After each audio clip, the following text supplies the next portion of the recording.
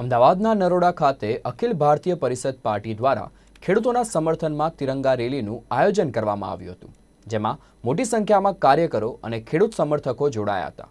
તો સરકારના નવા કૃષિ કાયદાને કાળો કાયદો ગણાવી તેને પાછો ખેંચવાની માંગ કરી હતી અને તિરંગા સાથે સરકાર સામે વિરોધ દર્શાવ્યો હતો.